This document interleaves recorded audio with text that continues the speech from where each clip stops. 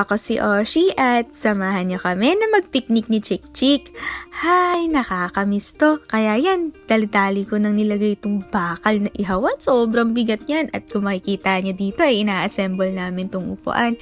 Kay Lolo Gets pala yan nung nabubuhay pa siya. Tapos eto, dinukdo ko na itong bao kasi wala kaming mahanap na uling. Kaya improvise tayo, bao tayo for today's video. At yan, pilit kung pinababaga tong bao at halos isang notebook na yatang naubos kong papel. Kaya naman, humingi na ako ng resba kay kuya at yan, sobrang salamat ako sa kanya kasi napaapoy na niya. Medyo mausok lang to, pero dito makikita nyo halos ang dami niya ng apoy at excited na ako magluto nito. At dito pinapaypayan ko kasi parang napasobra naman ata yung apoy. Tas yan, tinutusok na namin dito ng pinsan ko yung hotdog at saka marshmallow. Kung makikita nyo, sobrang saya ko. Alam ko napakasimple lang ng bagay na to, pero kung iisipin mo, minsan na lang tayo magiging bata or dalaga ba?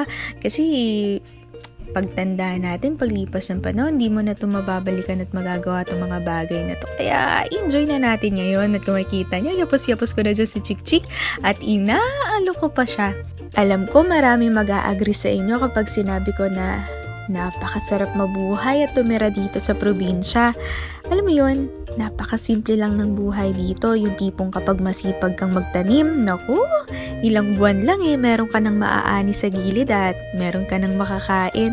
Kaya kapag meron talaga akong chance na magganito at mag-picnic, talagang ginagawa ko na. Kung makikita nyo naman, iihaw-ihaw lang ako dyan habang tong si Chick Chick pahapon-hapon lang sa gilid ko. At kung dito makikita nyo, drink responsibly naman yun pero yan nga, ginusto ko lang talaga mag-inom. Tapos ang pait pala, tingnan yung itsura ko. Oh.